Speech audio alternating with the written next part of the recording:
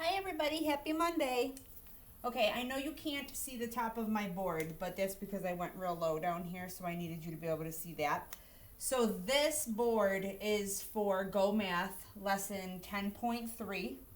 It is page 561 to 566, and it is today, May 18th, and tomorrow, May 19th. I'm going to ask you to make sure you have your papers in front of you today, just because these examples right here come right out of your book. So you will be able to do them right along with me. So if you don't have them, go grab your lesson 10 pages for Go Math, and I'll give you 1 second. All right. So today we are talking about parallel lines and perpendicular lines, and we're also throwing another vocabulary word in there. So really we're talking about 3 things today, okay?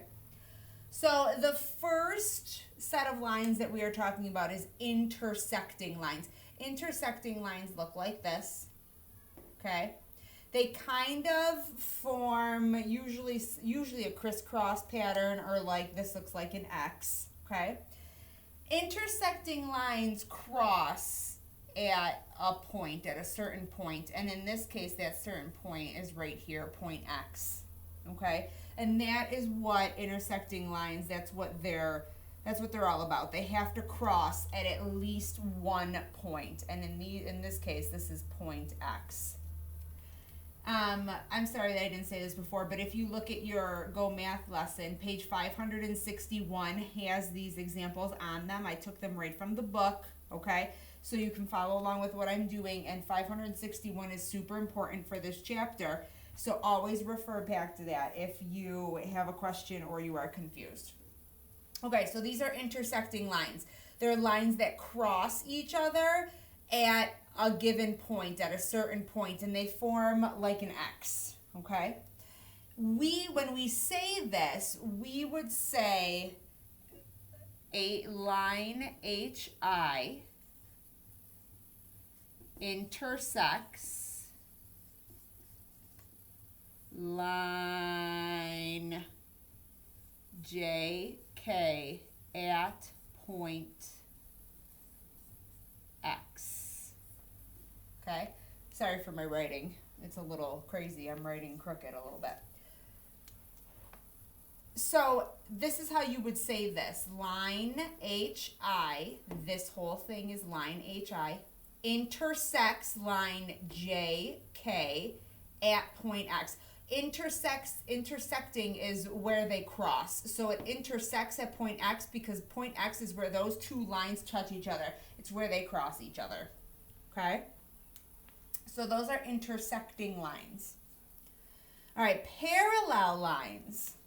Parallel lines are 2 lines that are straight lines that never, ever touch. These 2 lines are never, ever going to touch each other. No matter how far I draw them, they are never going to touch each other. So these 2 lines, DE, line DE, and line FG, even if I wanted to keep going, if I took these lines and kept going like this, and this is why it's important that you use a ruler. So if I kept going like this and I kept drawing these lines as far as they could go for millions of miles, those lines would never ever touch each other. They are straight lines. They never touch each other. Okay? That is what a parallel line is. It's 2 lines that will never ever touch each other no matter how far you draw them. This right here is the symbol for parallel lines. This is how you would write the word parallel lines. So you would say line DE is parallel to line FG. Okay? And this is how you would write that. Okay? Rather than writing it all out, parallel lines, you would use this symbol. Kind of looks like an upside down equal sign, but that's the symbol for that. And remember, parallel lines never touch. They are straight lines that never touch, even if you can't see them. So like I did here, the black lines are what I saw on my page. but that doesn't mean those lines stop. Remember from 10.1, I believe it was? Yeah. 10.1, a line can keep going forever and ever and ever and ever and ever and ever and ever in both directions. And I drew the red to show you that they're just going to keep going, okay? They never, ever, ever, ever touch. It's important when you're doing this, see how this is a little crooked right here? Well, that's because I wasn't using a ruler. It's important that you use a ruler because then you can make straight lines if you want to see if they touch. And that way your lines won't be crooked. So parallel lines never, ever, ever touch each other. All right, our last new word, if you will, is perpendicular lines. This is the symbol for perpendicular, okay? It's like an upside down T. Perpendicular lines are different than intersecting lines, and this is the big difference. Look at right here. What do you guys see right here? Yep, you're right. You see little rectangles. Do you remember what angle used those little rectangles in the corner? Shout it out. Absolutely, a right angle. So if you outline this part in the red, okay, look at that guy. That guy's a right angle right there. And that is what a perpendicular line is. Perpendicular lines form right angles. That's why they are different than an intersecting line. Intersecting lines do not form right angles, okay? Perpendicular lines have these little boxes in the corners because they form right angles. That is how you know something is perpendicular. It has to form that right angle. It has to form that 90-degree angle for it to be perpendicular. The symbol right here, this is how we would write this. We would say line LM is perpendicular to line NO rather than writing it all out. That's how we would write what this picture is. Okay? So these symbols are super duper important. Okay? Intersecting lines, you have to write it all out. So you have to say that line HI intersects with line JK at point X because they want to know where that line is touching each other, where those two lines are touching each other, and it is at point X. So that's why we have to say that like that. All right, this is all on page 561. So I just did a quick review of that page so that way you had an idea of what it is we were talking about. I want you now to go to page 563 and we're going to draw some examples so you can see it. I'm going to switch sides of my board here.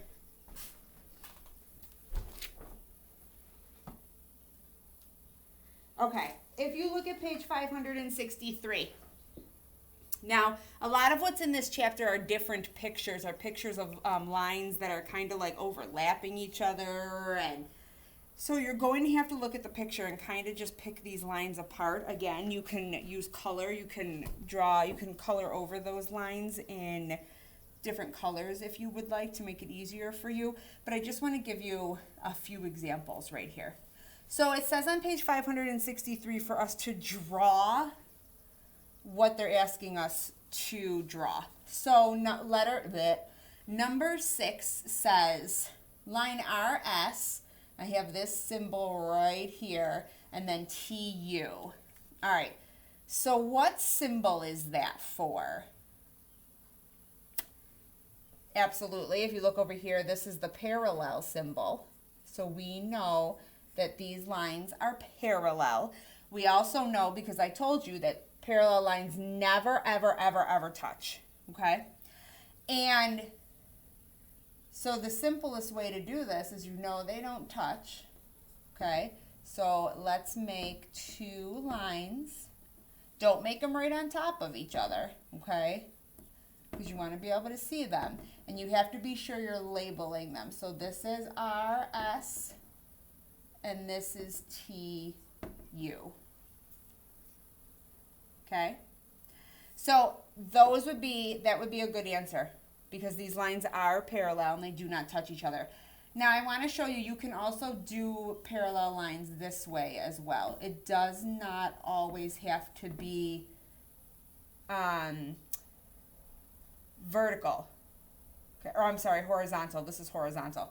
They can be vertical this way, so it can be the same thing. So this can be RS, and then this can be TU. So it does not matter which way you draw your parallel lines. Either one of these would be a correct answer for number 6. You just have to make sure you know that that's parallel.